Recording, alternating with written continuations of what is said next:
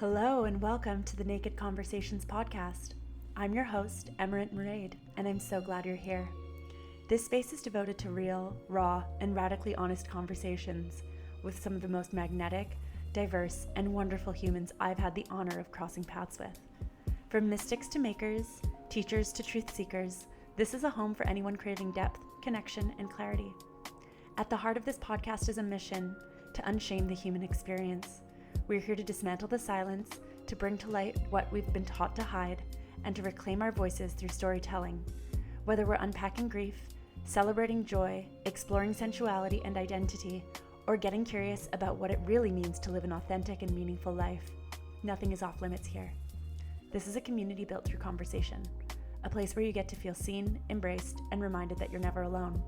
So get cozy, stay open, and let's get naked in the most soul-expanding, liberating way possible. Welcome to Naked Conversations. Hello, my loves, and welcome to this episode of Naked Conversations. I am so excited for you to listen to this podcast episode today as we sit down as two women who are dedicated to unshaming all aspects of the psyche, the soma, intuition, and reclaiming wildness as we both are in the realm of healing the wounds of the feminine. Maeve is a sister in this work, and I will say that even after we stopped recording, we randomly birthed an idea based on a book that we were both currently reading, which is totally crazy and incredibly synchronistic. So an exciting offering will be linked in the show notes below, and it is essentially a book club, but you can read all about that in the notes. So Maeve is a heart-centered fairy, deeply rooted in the earth and guided by an animistic vision that honors the sacred in both the seen and unseen realms. And for over a decade, she's walked the path of eros and sensual embodiment, shape-shifting through many archetypes, such as circus artist, burlesque performer, stripper, dominatrix, courtesan, lover, and through it all, womanhood. Each role has become an initiation for her, teaching the sacred arts of seduction, polarity, and embodiment through walking through these archetypes. Today, Maeve is stepping into her calling as a feminine wisdom keeper and embodied priestess. She's trained in shamanic sexual healing and the mysteries of temple arts, and she serves as a somatic body worker and guide, supporting others in returning to their bodies, their pleasure, and their wholeness. She's also the creatrix of Wild Soma, which is a sanctuary where every part of you is welcomed, where your body, heart, shadow, and spirit are embraced, and where the raw, untamed feminine and masculine are honored in their fullest expression. So without further ado, let's move on to the episode, and I am so excited for you to listen. Welcome, my love. It's so great to have you here on Naked Conversations. How are you today? I am good, deep in the luteal and coming back from the Toronto Tantra Festival. So I'm filled with love and yet quite tired, but here I am. I want to give a little bit of background to the listeners on how I met you. Oh my God, that's the craziest story ever.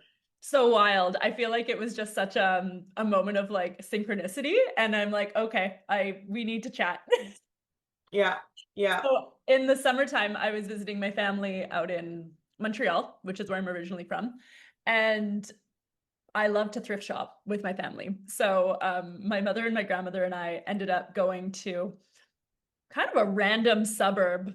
I wouldn't even call it a suburb. It's like quite rural, about an hour outside of Montreal. And we ended up going to these like cute little thrift shops, and there was a random yoga festival going on in this small town. And my mother and my grandmother ended up going to have a little bite to eat, and I'm like, oh, I'm going to check out some of these little kiosks. So I'm walking around and I see this beautiful tent setup with this goddess selling tinctures and oils, and I'm like, oh, okay, this is really cool. And as I step up to the tent, I see this little flyer for this pilgrimage that's going on, and I'm like, I know the person who's putting on this pilgrimage. Like, there's something happening here. So I ended up getting to talking with you, and Turns out we have some people that we know in common.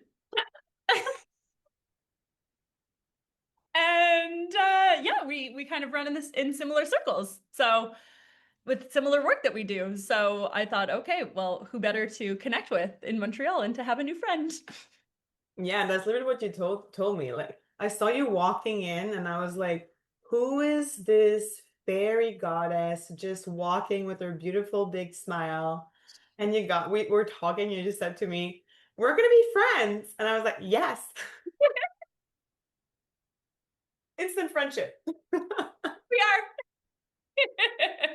But what I found so wonderful, and I feel like this is probably very, very much to do with like the work that you do. I think that we both have this kind of similar heart that like we really care about others, and it's just so felt. I was like, oh, this is a sister. I've known her for a long time. Like there is this generosity of spirit, and I think that that is so incredibly healing with regardless of what you do in this world. Like bringing that kind of energy is Hmm. is incredibly special. Oh, thank you, love. Uh, That's so sweet. I'm gonna cry. oh, a little bit of interference. I live on a busy street, so this is the beauty of podcasting. Okay. So I'm very curious. So for those that are listening here, I would love to know a little bit more about your story.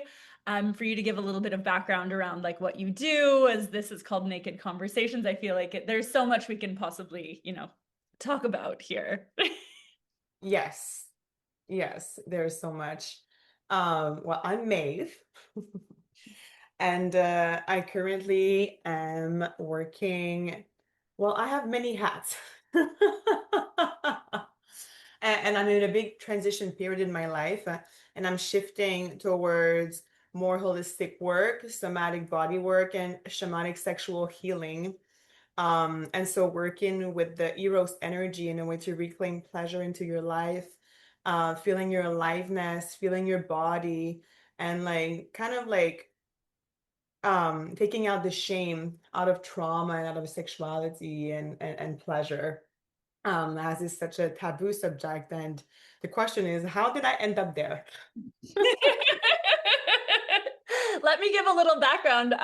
Maeve has like such a crazy stellium Scorpio in her first house. So like this is so her. Like so Yeah, this is her path. yeah, it's the path, and I was meant to do this work, and when I like stumbled into like sexual shamanism, I was like, oh fuck yes, this is it. I was trained all my life for that. And so yeah, so for the past almost decade, I've worked with the forces of Eros in many different ways. I have been a burlesque performer, a circus artist, so like feeling the Eros and feeling the body and the aliveness and the movement.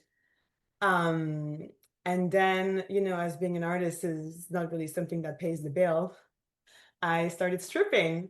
And I was actually really excited to start stripping. I've wanted to strip for like years, but never like gathered the courage to do it. It was like early 20s, in my early 20s. And at the time, I was like in a relationship, and we know how complicated and messy it can be, particularly when you're younger and you're not as assertive and discerning in those space. And so as soon as that relationship ended, I was like, yes, fuck yes, this is it. We're doing it. We're doing it. Um, and so I started stripping, and I stripped for about like 3 years, I think. It was up until COVID. And COVID was such a big shift. I mean, for so many of us, right? Mm, Um, but it really allowed me to, because I was getting too comfortable at the strip club. mm, It was like family now. I was like super comfy and my good clients, and also like working at nights. And I know it's different in Vancouver, but in Montreal, like we are encouraged to drink also, the dancers. Um, and so it was a bit like it became quite toxic for me at the end of it. And it was time for a shift, and then bam, COVID happened. Oh my God, what am I gonna do? Who am I? All those big questions. mm, And for a time there, I already wanted to shift into like full service sex worker. mm, Um, yeah, I just met so many crazy people that like put me on this path, and just by knowing them, it opened doors for me. And Mhm. so I met somebody who was already into sex work, and I was like, what is that? And like worked with him to like undo some of the shame that was there for me into this like horror like hierarchy that was going on in my mind at the time. And starting escorting, actually I was like, okay, we're doing this, and now I've been doing it for 4 or 5 years. I've lost track, but you know, in horror years it's like so long. And yeah, and during that time it's quite crazy because when I was working at the strip club, I met this woman. And mind you, I was always like the spiritual girly, always into witchcraft, all those things, but never like quite deep, and sometimes in the shadow of it also. Mhm. And I met this woman, and her name at the strip club was Inanna. Of course. Of course. And back then I had no idea who Inanna was. Mhm. And now she's one of my main like goddess, and it's like I met Inanna in the underworld, in the temple. It's just crazy. And this woman is the person who introduced me to Tantra and Wow. into like shamanic sexuality. And so everything was made for me to get where I am now. Because if I never met her, then never stripped, I would have never got to do the work that I'm doing now, which is such deep work. And there's so much beauty and pain and pleasure. Like everything is mixed, and it's like I don't have words to explain it. I'm just coming back from like facilitating in the Toronto Tantra Festival too, and so to see the open hearts there, ready to work on their shadows and ready to tackle those trauma, and ready to dive into their soma, right? Their somatic bodies. So yeah, that's me. It's so wonderful. I find it so fascinating that like we're being guided wherever we go. Like even like, you listen to like one little intuitive pull that makes no sense whatsoever. And I think that there are so many women out there that, venerate dancing. And I can speak for myself as well as somebody who is an exotic dancer. Like the first time I stepped into a strip club, I was floored. I was like, oh my God, these women are goddesses. I don't, like, could I do this? Like, I don't know. I think that there's something in the female psyche that almost like pushes you to want to embody all of these things that can come alive in that space because of the suppression of society. And there are so many ways that women are told that you need to be and act in order to get what you want. And it goes so deep. Like, It goes it's, so deep, and then stripping, like I miss it. Mhm. Actually might go back like a couple of times. A friend of mine went to study. I'm like, I'll be your mom, Yeah.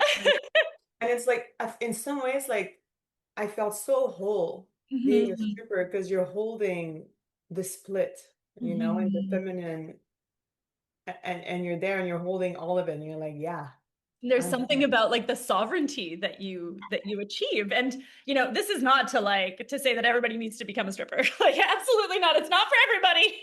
Absolutely not.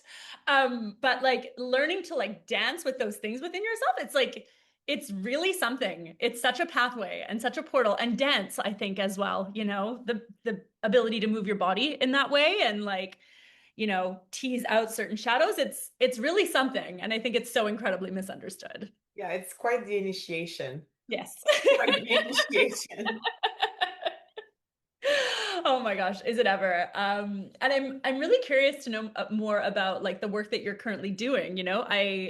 I know that you were just at the Tantra Festival, and I'm wondering if you can speak to some of the work that you've been doing in that realm. Yes. Um, it's funny because it's been like not so long that I'm like, I'm fully doing this and I know how I want to offer it. And so it's still new. So I don't feel like I'm fully anchored in the way I want to practice it. And I'm still like testing in and out, and I'm flowing with it because the energy I work with is the feminine. And so feminine is flowy, is chaos, is water, right? Mm. And so I work. I work with men and women. Um, in many, it's really different. No, because they're really two different frequency. Um, so with the masculine and the feminine. At the Toronto Tantra Festival, I was holding space for the red tent. And so for women to come together. And so it was fully focused on the feminine, womb work, womb reverence. Um, my specialty with the feminine, I would say, is to reclaim the witch wound. Mm.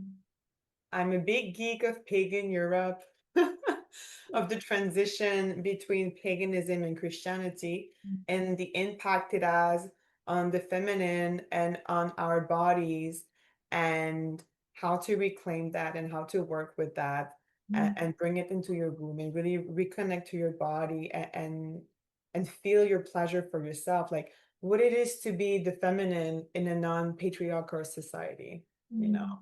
Mm. How does that sit with you? Totally. It Um, sounds like it's kind of weaving a pathway back to truth. yes, Yeah. yes, Just- yes. And so I'm digging real deep, real far, far, far back. Because those are my roots also, you know, that's where I'm from. Um, yeah. And with men, it's really different. And in some way, it's really edgy work, and I fucking love it. And I've been working with men for like 8 years now Mm. on one-on-one, doing priestess work without knowing that it was priestess work that I was doing. And so, what I want to bring into light with men now is how to navigate the world as a man in cancel culture, Mhm. how to be an integrated masculine, how to be a pillar, how to venerate the feminine, how to understand the feminine, becoming a better lover, overcoming porn addiction, and Mhm. really like recenter around you. In some way, it's like go do men's work Mhm. and then come to me and we'll work with your relationship with the feminine once you're Mhm. anchored into your masculine. Mhm. Um, and to discover that there's more, you know, than sex and release and sex and release and lust. And because it's really addictive also.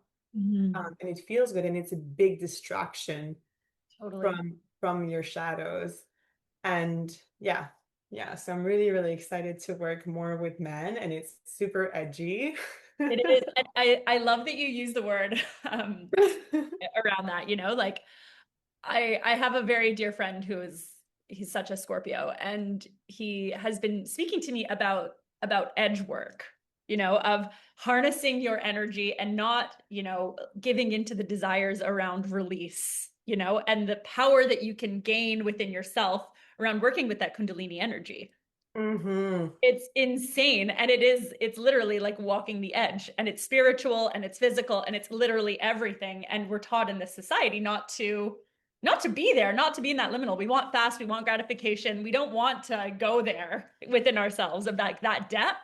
But that is like where all the gold really is within ourselves. And as you Yes. said, you're interested in Gnosticism and paganism and that sort of thing. Like that's like so mythological of like trying to find and excavate this inner gold. And it's like it's literally within that sexual space.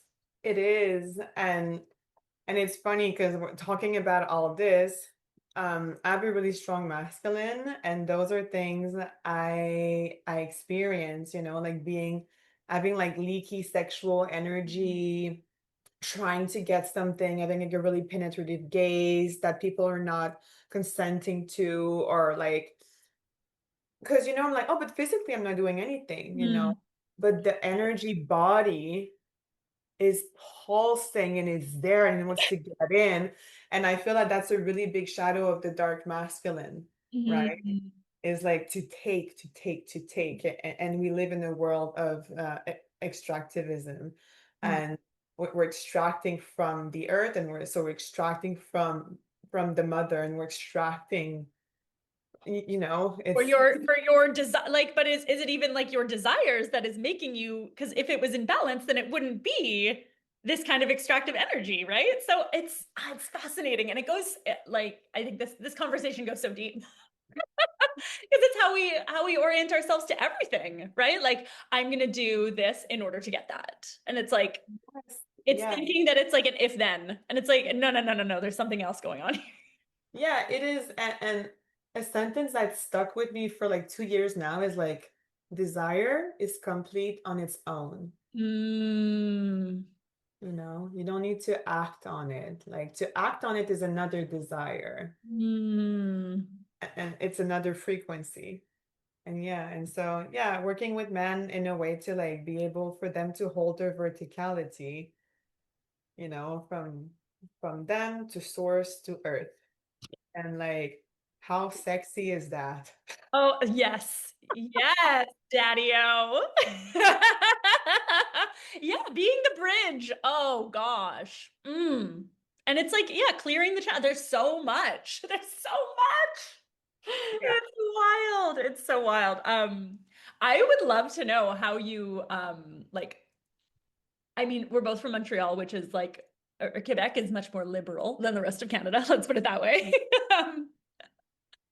um, I'm curious about like your younger experiences and like your youth and how it kind of led you to like to doing all of this. I think Mhm. there's so many people who've had, a variety of different experiences that have led you to this, but I'm very curious to know about yours. Yeah, absolutely. And it's funny because it's quite a typical story. Um, and not in the way that the listeners will think it is. Um, yeah, so I grew up in a loving family. I have a big sister, and my parents are to this day still together. Grew up in my head when I was a kid, I'm like, we're rich because we had a beautiful home. And growing up, I'm like, oh no, okay, we were like middle class, like with like super comfy middle class. Never liked anything, treated like a princess. Yeah.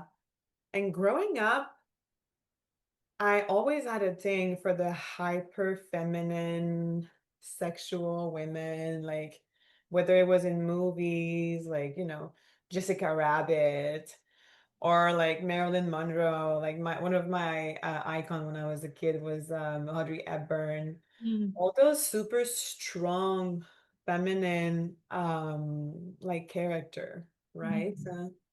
And I was always noticing how magical they were into like the magnetism they had and what they would attract. And I was like, oof, that's gonna be me. And it's hilarious because I have a picture of me. I'm 3 years old. I'm in front of a mirror and I'm wearing a massive boa. I'm naked underneath and I'm like in the mirror, like doing a little pause and smile to the camera. And my mom saw it not too long ago and she was like, I should have known. Because I'm also like I didn't mind coming out as a sex worker with my family 4 years ago actually now. Mhm. Yeah. Yeah. Wow. And yeah. So that's where I'm from. That's how I grew up. I love it. I love it. And yeah, it's really interesting because it just sounds like there was something within you that was just really like really drawn to that and drawn to this work, like from a very authentic, like Always, always. Every time we're going shopping with my mom, it was like, oh, I want the leopard dress. mm, Oh, I want like we had like a cost because my favorite thing as a kid, my favorite game was to like put on costume and make up play. And I mm. turns out I'm a stage person. Oh, what a shocker. Leo And man. So there was this dress in there that was my mother's like something nightgown. And it was like this beautiful black sensual dress. And I was like, it was the only thing I wanted to wear in that costume box. I love it. I Yeah. love it so much. I love it so much. Yeah, it's this like desire for like expression, which is so cool. Yeah. And I feel like as a teenager, I was quite like a rebel and I was like, fuck this and fuck that and society, blah, blah, blah, blah, blah.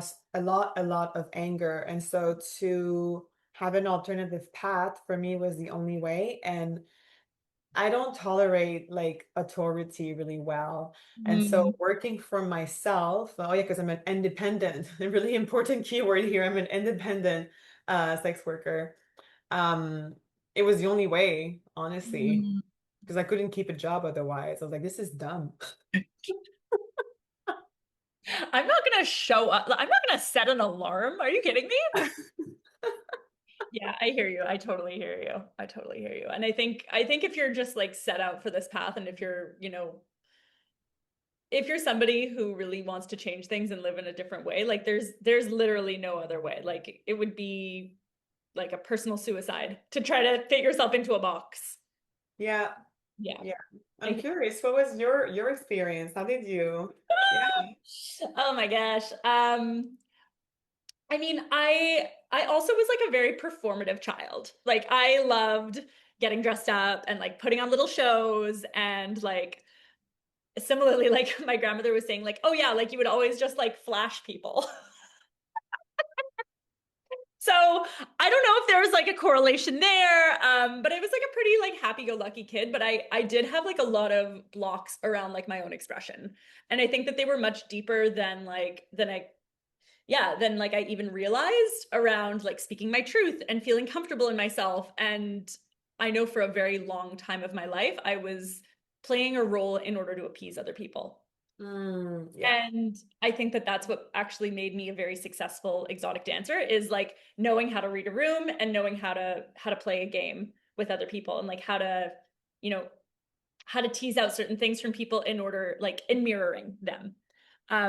So I think that that's something I grew up with. And I think it served me very well, but I think there's been a reframe in my time dancing where it's been like I can just be myself here and I don't have to play or I don't have to perform and like my own authenticity and like my own voice is like worthy of love and worthy of acceptance because I know that I definitely came into this industry with a lot of wounds and a lot of trauma and a lot of a desire to say like fuck you to society and from like a very aggressive place and I think now it's kind of transformed into like, oh, I'm just very fascinated by like the shadow aspect of society and of the people who step into this space and like what are they looking to reconcile within themselves and like how can my body and my movement move that energy for them. Mm. Yeah. Here, sister. I'm like, yes to all of that. It's so interesting though. And I mean like I'm so incredibly grateful for this chapter of my life. Like I was doing a little meditation this morning and like looking around, I'm like, this is like my sensual energy and like my energy itself has built like such a beautiful life for myself of like financial freedom and safety and yeah, like really resourcing myself to get to this next level and a lot of like deep investment in my own in my own healing and the ability to look at my shadows and the safety to do so, which I think a lot of people don't feel resourced and safe to do that. Like I have the space to break down completely if I want to, and I have the resources to do so. And I think that that's a barrier for a lot of people of like, if I am to like look into the deep, like, will I be destroyed? I think a lot of people have that fear. Oh, you will. And you will, and you will, And you will. and you will. But what other choice do you have in this life? Like, it's about, you know, Well, I mean, it's this is very scorpionic, if you will, but like, you have to go there. You have to be in this cycle of death and rebirth, or else it's like, exactly. It's death and rebirth and death and rebirth and death and rebirth. And it's like always adjusting to the new frequency. And like, guess what? There's always more. there's always more, there's always deeper, there's always another layer, there's always more to excavate. And it's like, that's exciting. And that's the work of life itself. So yeah, that's my answer. Love that. Yeah. And like being, in tune with like your intuition and like what your body is telling you. And it's very in alignment with like the work that you do. It's like, what are these impulses trying to tell me? And like what is being brought up in the physical that has to do with like my internal experience? I'm so interested in this. Like that's a lifelong endeavor. So Yeah. Yeah, it is. it's so incredible. Maeve, it was an absolute pleasure to chat with you today, and I am so excited to continue on this path of conversation with you in the future.